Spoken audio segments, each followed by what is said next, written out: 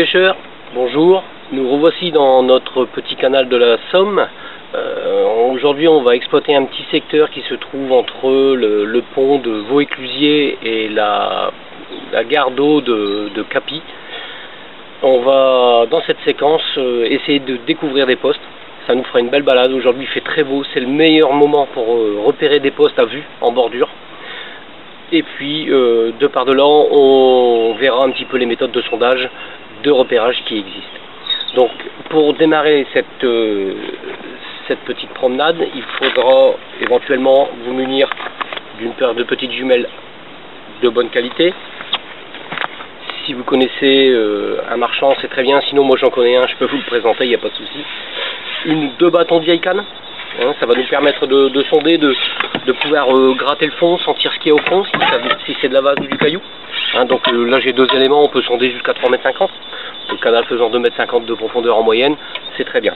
Ensuite vous pouvez vous munir également d'une carte IGN bleue, hein, qu'on trouve dans toutes les librairies, ou vous la commandez directement sur le site IGN, il n'y a pas de souci, ça vaut une petite quinzaine d'euros. Dès que vous avez cette carte, vous repérez le secteur que vous voulez sonder. Vous faites une copie, toute bête, chez vous ou à la librairie. Vous repérez votre secteur, un stylo, un carnet de notes, et on va noter tout ce qu'on peut découvrir le long de ce canal durant cette journée. Très utile. Je vous l'ai dit, aujourd'hui il y a du soleil, paire de lunettes polarisantes, très efficace.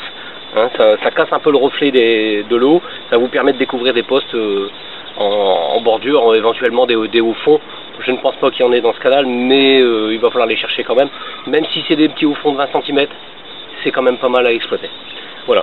Ici dans ce bateau, on est équipé d'un éco-sondeur. Vous l'entendez, hein, actuellement on est posé sur le fond, hein, on se balade. Si vous n'en avez pas, il faudra vous équiper d'une canne, d'un sondeur comme en étang, et faire de belles balades régulièrement le long de ce canal, sonder, chercher impérativement tous vos postes, la moindre tache de caillou dans une poche de vase, le petit haut fond qui se trouve décalé, il faut tout chercher, tout, le moindre détail est important. Parce qu'on a quand même un canal assez rectiligne, donc il faut vraiment trouver la petite faille où le poisson va venir s'alimenter. Voilà, donc pendant cette balade, je vais vous montrer ce qu'on peut découvrir le long de ce canal, et puis essayer de passer une bonne journée par ce temps magnifique. Donc ici sur votre gauche, vous pouvez voir la berge.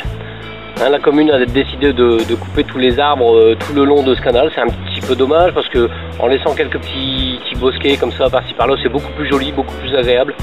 Et parfois, tous les insectes qui peuvent tomber peuvent créer des hotspots. C'est dommage. Mais c'est ainsi. Par contre, en face, vous pouvez voir que la berge reste complètement sauvage. Donc là, on va pouvoir avoir des amas de branches qui tombent éventuellement dans l'eau. Hein, la nourriture s'y stocke régulièrement, comme dans tous les plans d'eau et toutes les rivières, donc ça peut devenir des hotspots aussi. Et puis ça garde son charme, ça donne un peu plus un aspect rivière plutôt qu'un canal navigable.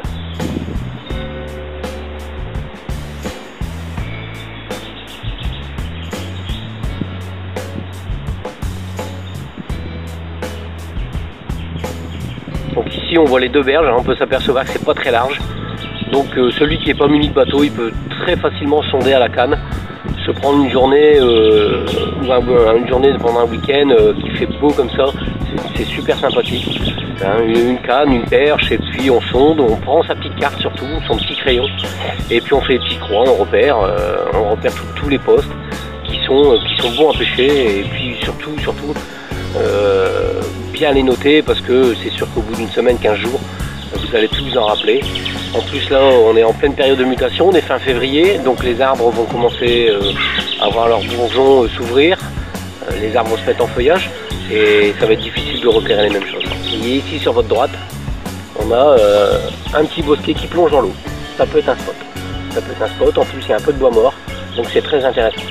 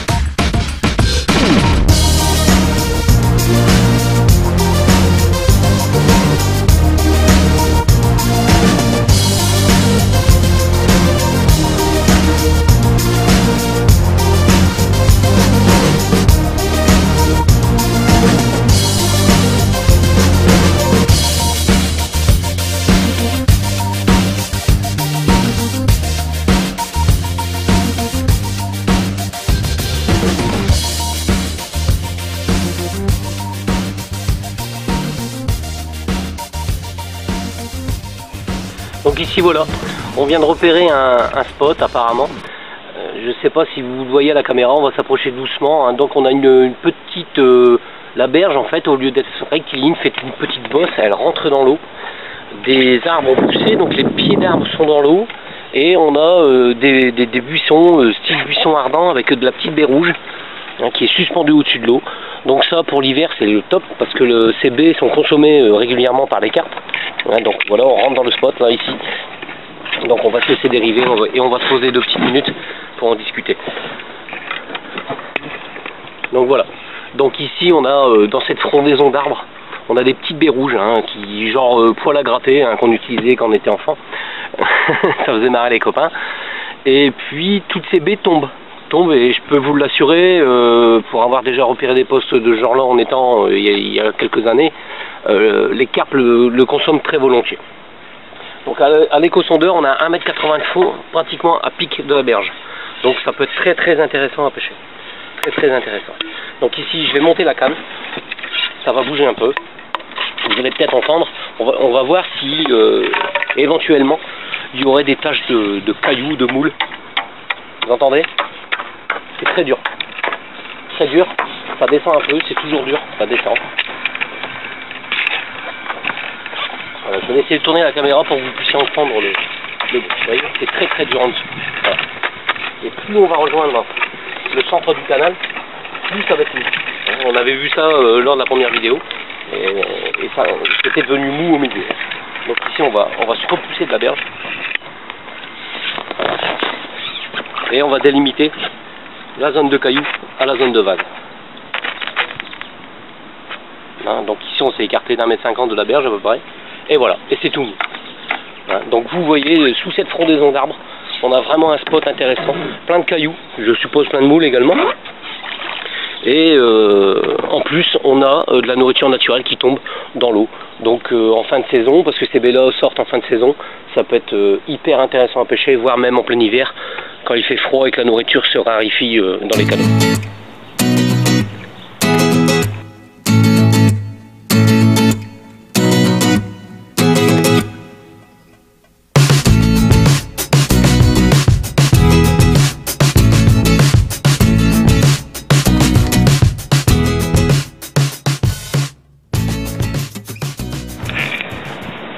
Donc ici on peut le voir, on a une entrée de rat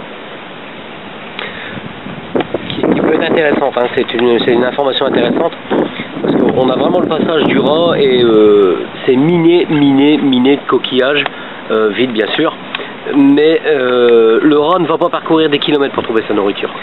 Donc il faut savoir que dans un secteur proche, peut-être au milieu du canal, peut-être en face, à droite ou à gauche, mais pas très loin, il doit y avoir cet amas de nourriture, il faut le trouver. Donc vous prenez un repère sur l'arbre, hein, vous mettez un bout de chiffon provisoire ou hein, par pitié, pas de bidon plastique qui dénature un petit peu l'aspect de nos rivières. Juste provisoirement, vous mettez un petit bout de chiffon à la branche, hein, laquelle on est en train de voir actuellement, et vous ne comptez plus, hein, vous passez de longues minutes, voire quelques heures à faire les 50 mètres carrés qu'il y a autour, voire les 100 mètres carrés. Mais il faut trouver impérativement cette source de nourriture.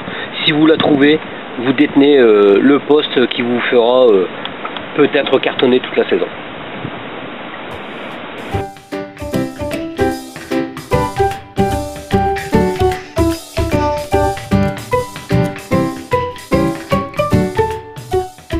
Comment on pouvait sonder ce canal au moyen de 2 bâtons de vieille canne, hein, on gratte, hein, comme je vous ai montré tout à l'heure, on gratte, on cherche les plaques de moules, les plaques de cailloux, hein, parce que c'est quand même assez vaseux dans le centre et puis plus dur sur les côtés, mais on trouve quelques petites zones dans la vase, hein, c'est les zones les plus intéressantes, les poches de cailloux en plein milieu de la vase, c'est les spots pour moi les plus intéressants à exploiter si on n'en trouve pas la bordure.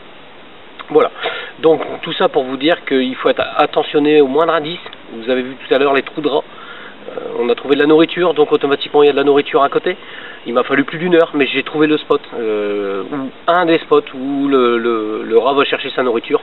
Donc si le rat va chercher sa nourriture, le poisson également. Donc il ne reste plus qu'à exploiter ce spot. Donc on a fait des petits repérages sur les cartes, on a fait des petites croix, on a pris des points de repère avec des arbres qui apparemment ne seront pas coupés, donc ça devrait aller.